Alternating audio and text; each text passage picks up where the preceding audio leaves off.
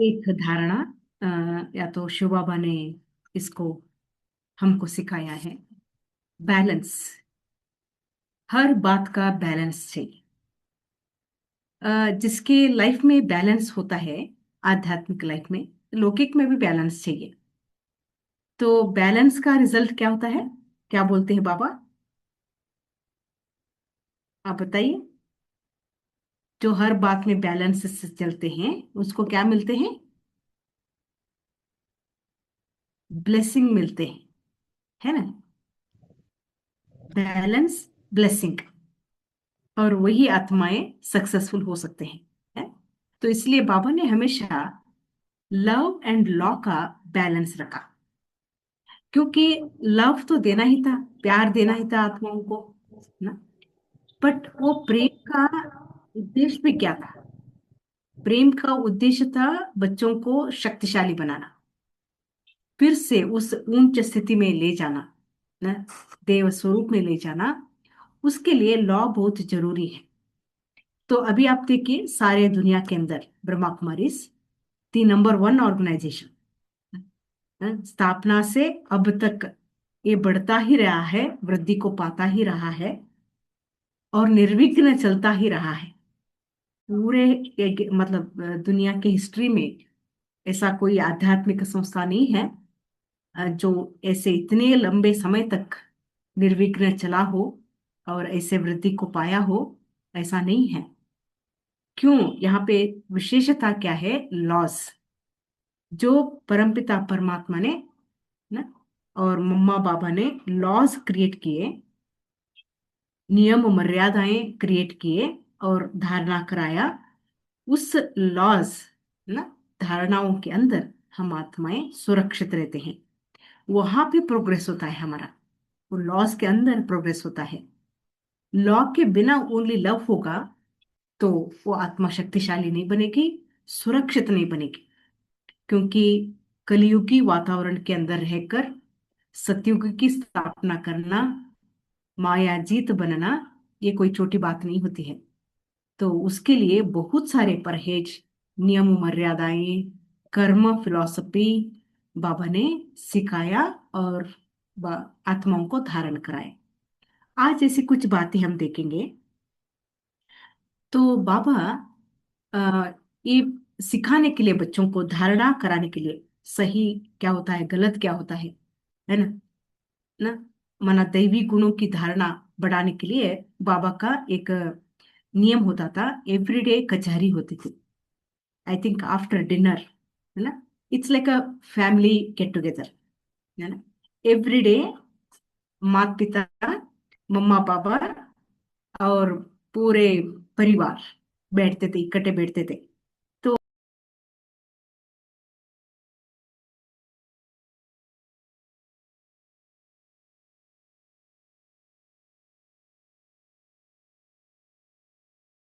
कचहरी में पहले कुछ मुरली पॉइंट्स को दोहराते थे। धारणाओं की पॉइंट्स बाबा की याद दिलाई जाती थी। लोग में बैठते थे। फिर उसके बाद उस दिन की हर एक की दिनचर्या को देखा जाता था।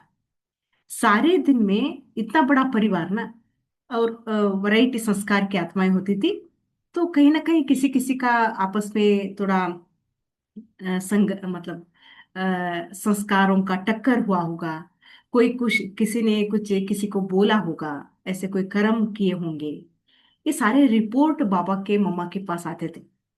तो मम्मा बाबा उन सारी सारी बातों को, प्रॉब्लम्स को या कंप्लेंट्स को ओपनली डिस्कस किया करते थे। तो इसमें कौन से गुण आपको फील होता है? मतलब एक आत्मा इसी बड़ी सभा, सभा माना परिवार की ही सभा थी, अपने गलती को कबूल करना, मानना, फिर उसको करेक्शन करके सॉरी बोलना, फिर आगे के लिए उस बात पर ध्यान रखना, ये सारी बातें होती थी, है ना? तो ये ओपनली डिस्कस किया जाता था। हाँ, तो मुझे नहीं लगता कोई भी फैमिली में या कोई ऑर्गेनाइजेशन में ऐसी बातें होती हैं। क्योंकि ऐसे फैमिली गैदरिंग, ऐसे ओपन डिस्कशन के लिए बहुत निरहंकारी गुण चाहिए, है ना? हाँ? माता पिता के सामने बालक बनना पड़ता है न? और अपने आप को श्रेष्ठ बनाने की लक्ष्य चाहिए। ऐसे आत्माएं ही अ, ऐसे कचहरी में बैठ सकते हैं। क्योंकि उधर मानना पड़ता था, हाँ मेरी ये गलती है, मैं इसको आगे के लिए सुधारूंगा, सॉरी बोलना पड़ता। तो ऐसे बाबा ने, क्योंकि क्या होता है, दूसरों की गलतियों से भी हमको सीखना होता है ना? तो इसीलिए बाबा डिस्कस करते थे, देखो अगर आप ऐसे ऐसे कर्म करोगे या ऐसे बोलोगे तो दूसरों को कैसे फील होता है, दूसरों को कैसे तकलीफ होता है, इसका कॉन्सिक्वेंस क्या होता है। ऐसे कचहरी में बाबा ओपनली डिस्कस करते थे और उसको मानकर आगे बढ़ते थे। तो ये भी एक नियम था एक में, कचहरी, है ना? तो एक था। तो बोलते हैं बाबा कर्मा फिलॉसफी बच्चों को सिखाते थे। अ, क्या है ना बाबा, ऐसे नहीं कि ओनली पनिशमेंट दे दिया या तो स्ट्रिक्टली बोल दिया, ऐसे नहीं। तो मतलब समझाते थे, अगर आप ऐसे करोगे तो। बाबा बोलते हैं कभी डिस्टर्ब नहीं होते थे, कभी गुस्सा नहीं करते थे, कभी नाराज नहीं होते थे, है ना? बट आत्माओं को सिखाते थे कि अगर आप ऐसे करोगे, ऐसे कर्म करोगे, ऐसे चलन चलोगे, तो तुम्हारा क्या नुकसान होगा, ये सिखाते थे बाबा। मतलब उन आत्माओं को रिस्पॉन्सिबिलिटी फील कराते थे। मुझे कोई प्रॉब्लम नहीं है, भगवान का कोई नुकसान नहीं होता, यज्ञ का भी कुछ कुछ नुकसान नहीं होता है, बट तुम्हारा पर्सनली इसमें लॉस क्या होता है। तो बाबा कर्मा फिलॉसफी सिखाते थे, है ना? तो इतने छोटेपन में दादियाँ बोलते हैं, मैं कल बोल रही थी ना आपको, एक बोर्डिंग स्कूल था। बोर्डिंग स्कूल में दाखिल होने के लिए ही, एडमिशन लेने के लिए ही 3 कंडीशन होते थे। 3 कंडीशन। 3 कंडीशन कौन से होते थे? झगड़ा नहीं कर सकते अंदर, किसी के साथ झगड़ा नहीं करना, बाहर का खान पान बंद, और रोना मना था, रो नहीं सकते। कितने छोटेपन में ये नियम थे उनके। हाँ, 7-8 साल के बच्चे, you can think on this. तो क्योंकि बाबा का लक्ष्य क्या था, उन आत्माओं को क्या बनाना है ना?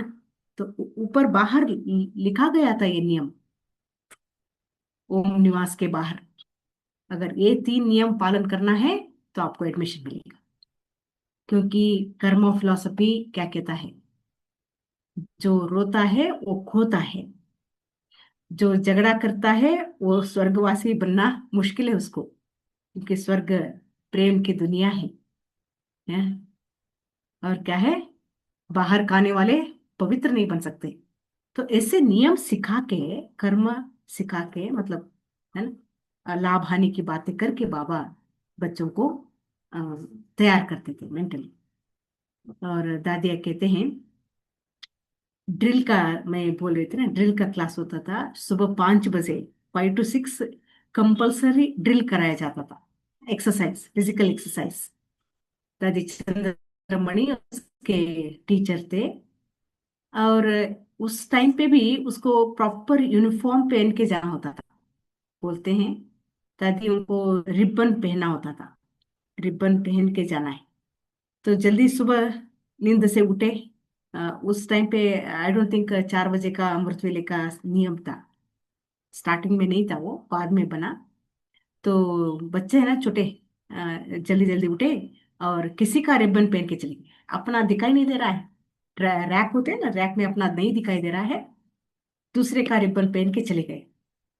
वापस आने के बाद रख दिया, बट जिसका वो पहन के गए उसके पास रिबन नहीं है ना, फिर वो बिना रिबन के चले गए ड्रिल में। तो ड्रिल टीचर उसको अंदर ड्रिल में नहीं ले रहे हैं, बाहर खड़ा कर दिया, पनिशमेंट है उसको। तो बाबा पूछते थे, अगर कहाँ गया तुम्हारा रिबन? तो बोलते थे बाबा पता नहीं किसने पहन के चले गए, मेरे इसमें नहीं था। तो बाबा उसको कहते थे ये चोरी है, भले तुमने वापस दे दिया बाद में, बट बिना बताए, बिना उसके परमिशन के, अगर तुम किसी का चीज उठाते हो तो ये भी चोरी है, चोरी में गिना जाएगा। क्योंकि उस आत्मा को उस टाइम पे क्या हुआ, है ना? परेशानी हो गई ना, तकलीफ हो गई, है ना? तो संकल्प चला, तो उसका बोझ भी तुम्हारे ऊपर आएगा। इतना सूक्ष्म मन, एक छोटी बात लगती है, भले बाद में सॉरी भी बोला होगा, बट स्टिल नेक्स्ट टाइम ऐसा नहीं करना। और होता है ना, कोई कोई बाथरूम में जाते हैं, ज्यादा देर देर करते हैं आने में, और टाइम हो रहा है, और दूसरा कोई जाके क्या करेंगे, बाथरूम का ही ऐसे कटकटाएंगे ना, नॉक करेंगे जोर से, जल्दी बाहर आओ करके। तो बाबा बोलते थे, अगर आप ऐसे साउंड करोगे ना, अ, ऐसे नॉक करोगे, साउंड करोगे दरवाजा, तो तुम्हारा, समझो बच्चे, तुम्हारा सतयुग की किरीट, वो क्राउन गिर रहा है, मतलब तुम्हारा पद कम हो रहा है। मतलब इतना सूक्ष्म बाबा कनेक्ट कर देते थे। हम्म। तो बोलते हैं बाबा, सब बच्चे सोने के बाद, हैं, एक चक्कर लगाते थे। कभी कभी बाबा सोने के बाद, बच्चे सब सो गए, उसके बाद फिर देखने जाते थे, और हर एक का चेहरा देखते थे बाबा कैसे सोए हैं।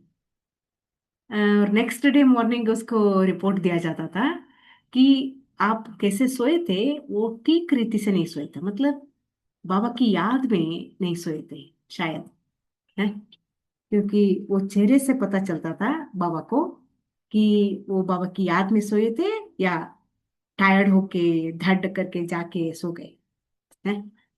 तो इतनी सूक्ष्म बाबा उनको पालना दिए। और दादिया बोलते हैं, कंपलसरी सोने के पहले बाबा कहते थे पाँव धोना होता था ना, पाँव क्लीन करके ही उसको सोना होता था। It's hygiene also, it's science also, health also. तो बाबा ऐसे सिखाते थे, बच्चे देखो, कभी कभी कोई भगत को आपका साक्षात्कार हो सकता है, देवियां हो ना आप, आपका साक्षात्कार हो सकता है। अगर ऐसे पाँव के साथ अगर साक्षात्कार हो गया तो वो क्या सोचेंगे आपके भक्त? क्योंकि पहले तो क्या देखेंगे, पैर देखेंगे, आपके चरण स्पर्श करने के लिए। तो पैर कैसे दिखाना है, ऐसे मतलब हर बात को प्यार से, मतलब स्वमान में, और उनके उच्च लक्ष्य को कनेक्ट करके बाबा अ, कर्म फिलॉसफी सिखाते थे और सुधारते थे, है ना? और बाबा कहते थे कर्म योगा, अटेंशन ऑन एवरी कर्म ऑफ द डे। तो ऐसा नहीं कि सुबह सुबह बाबा को याद कर लिया और सारा दिन पता नहीं, ऐसा नहीं होता था। बाबा बीच बीच में टेस्ट करते थे इन लोगों को, बाबा की याद है या दूसरी कोई बातें चल रही है, जगमुई चरमुई वटेवर। तो कर्म योग का बहुत अटेंशन दिया जाता था। पहले पहले एक में ओम शांति कहना नहीं होता था, ग्रीट करते हैं ना, वह भी हम ओम शांति कहते हैं। तो पहले यज्ञ में मन मना भव कहते थे, मतलब बाबा की याद दिलाते थे एक दूसरे को। फिर बाद में चलते चलते वो चेंज हो गया विथ सिस्टम। तो हाँ, बाबा बच्चों को, फॉर एग्जाम्पल मैं बताती हूँ आपको, बाबा पहाड़ी पे लेके जाते थे, वॉकिंग जाते थे, और पहाड़ी पर बैठकर तपस्या करते थे ना, काफी समय तपस्या में बैठ के फिर वापस आते थे। तो बाबा सामने होते थे कभी कभी, और एक माता को, कोई सेवाधारी को पीछे छोड़ते थे। ध्यान रखना कि कोई गिरना नहीं पहाड़ी पर चढ़ते चढ़ते, है। तो बाबा तो एकदम एक्यूरेट स्ट्रेट, बहुत फास्ट चलते थे। दादिया बोलते बाबा चलते थे तो हमको दौड़ना पड़ता था बाबा के पीछे, इतना स्पीड बाबा की, उस उम्र में। तो अगर कोई गिरता है तो बाबा कहते थे तुमको अटेंशन नहीं था, तुम याद में नहीं थे, इसलिए तुम्हारा पाँव फिसल गया। और एक नियम होता था, जो अ, ऐसे गिरते हैं चढ़ते चढ़ते पहाड़ी पर, उसकी टोली बंद किया जाता था, उस दिन उसको टोली नहीं मिलेगा, है ना? तो ये यज्ञ में होता था, किसी की टोली बंद हो गई ना तो वो सारी सबको पता चल जाता था, अरे आज इसका टोली नहीं मिला, आज इसको टोली नहीं मिला। तो कोई वो बात को सुनना नहीं चाहते थे। अ, टोली की बात नहीं थी, बट ना अटेंशन की बात थी। तो बाबा फिर मुरली में बोलते थे, बच्चे, बाप बाप टोली देना भी प्यार है, टोली बंद करना भी प्यार है। टोली बंद क्यों कराया? सिखाने के लिए, अटेंशन सिखाने के लिए टोली बंद कराया। टोली तो मिलता ही है, बट बंद क्यों कराया? अटेंशन दिलाने के लिए, है ना? ऐसे बोलते थे बाबा। तो फिर कभी कभी होता है ना, कोई चीज पसंद की कोई चीज बन गई है? जैसे कि हलवा एक दिन क्या बन गया, एक में गुरुवार के दिन बढ़िया हलवा बन गया था। तो टेस्ट लगता है ना, क्लास के बाद सबको डिस्ट्रीब्यूट करते हो। तो कोई कोई ने क्या किया, एक्स्ट्रा पीस है मंगा के, जो डिस्ट्रीब्यूट करने वाली सेवादारी होते हैं उनसे एक्स्ट्रा खा लिया, एक्स्ट्रा ले लेके खाए। पापा जस्ट ऑब्जर्व करते इस बातों को। और शाम की क्लास में कचहरी में बाबा मम्मा से बोलते हैं कि मम्मा, आज क्या अच्छा बना था ना हलवा? जी बाबा, बहुत अच्छा बना था, आपने भी खाया होगा, टेस्ट किया होगा। तो बाबा बोलते, नहीं बच्ची, मैंने नहीं खाया। क्यों नहीं खाया बाबा? तो बाबा ने कहा कि मैंने देखा कि कई कई एक्स्ट्रा पूछ कर लेकर खा रहे थे। तो एक काउंट से बनता है ना कोई भी चीज यज्ञ में, एक काउंट से बनता है। ऐसे नहीं कि इतना ज्यादा बना दिया, चलो कुछ कोई कोई खाएंगे या नहीं खाएंगे तो रखा जाए, ऐसा नहीं, कोई हिसाब होता है। बाबा के भंडारे का महत्व है, उसका वैल्यू रखा जाता है। तो बाबा बोलते हैं कि पता नहीं किसी को कम पड़ जाएगा ना, फिर कोई कोई एक्स्ट्रा खाएंगे तो बाबा के सभी बच्चों को नहीं मिलेगा ना। तो इसलिए मैं सोच के कि मैं छोड़ दिया, किसी को कम ना पड़ जाकर। तो ऐसे बोल के बच्चों को सिखाते थे बाबा कि नेक्स्ट टाइम कोई ऐसा ना करे, है ना? ये भी तो लालच की बात हो गई ना। पसंद आया और एक्स्ट्रा खा लिया और दूसरों का सोचा ही नहीं। That is not the way, है ना? सबका सोचना होता है, मैं खा के खुश हो जाऊं नहीं, बाबा के भंडारे का सबको मिले, सबको खुशी मिले। सो ऐसे बाबा ध्यान की ज्योत। और टोली डिस्ट्रीब्यूट करने के लिए, है, बाबा बोलते थे, टोली कौन डिस्ट्रीब्यूट करेगा? तो क्लास के बाद जो 1 वीक से या 2 वीक से रूठा नहीं है या रोया नहीं है, रोया मतलब आंखों से नहीं, मन से भी, है? जिसकी खुशी बिल्कुल कम नहीं हुई है फॉर 2 वीक्स, या किसी ने किसी के बारे में कोई कंप्लेंट नहीं आया है, वो आत्मा ही आ गया हो, है? तो ये भी तो नियम सिखाने का था ना बाबा को, है?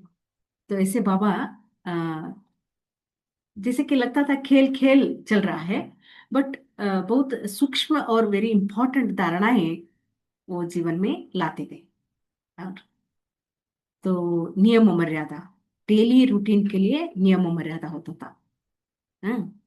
तो उस टाइम पे बोलते हैं बाबा का कितना एक्यूरेट टाइमिंग्स होते थे। बाबा 6 बजे शायद, 6 बजे से 15 मिनट कम, साढ़े, क्या बोलते हैं उसको, हाँ, वो टाइम पे आते थे क्लास में, बोलते हैं। तो बाबा आने का वो समय में अपने घड़ी सेट कर सकते थे, ऐसा मतलब इतना पक्का, हाँ, बाबा का टाइमिंग्स होते थे। तो बाबा बच्चों को वही सिखाते थे, टाइमिंग्स का भी। और हमारे सब नियम है ना, आपको पता है, स्नान करने का और वो सभी बातें बाबा सिखाते थे। और दादी निर्मल शांता अपना एक अनुभव बताते हैं। यज्ञ में भले उस टाइम पे ये नहीं था, मतलब बाहर की सेवाएं नहीं थी। 14 साल, आपको पता है, 1936 टू 1950, 14 साल की भट्टी चली। 14 साल की भट्टी में बाबा ने उन सबको बहुत पावरफुल बनाया, आत्माभिमानी परमात्मा अभिमानी, पक्के एकदम श्रीमत पर। हम्म, भट्टी से क्या बनते हैं? एक होता है, बाबा सिखाते हैं ना, साकार मुरली में भी आता है ये बात। एक होता है कपड़ों की भट्टी, मतलब शुद्ध कर, मतलब क्लीन करने के लिए। ये हॉट वाटर में सोडा डालते हैं और कपड़ों को सोख देते हैं ओवरनाइट, एंड सुबह उसको क्लीन करते हैं। दैट इज वन भट्टी, कपड़ों का।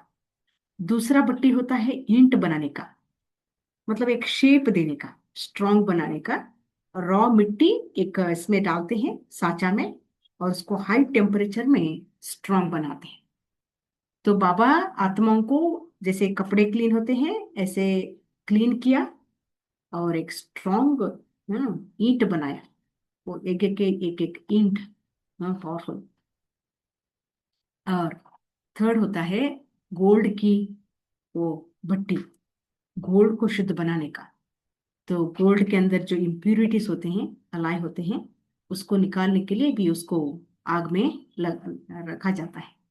ऐसे जो सतयुगी गोल्ड आत्माएं, जो द्वापर कलयुग का मिक्स हुआ था संस्कारों का, वो सब, उसको क्लीन करने के लिए, उसको फिर से इतना वैल्यूबल बनाने के लिए बाबा ने भट्टी क्रिएट किया था।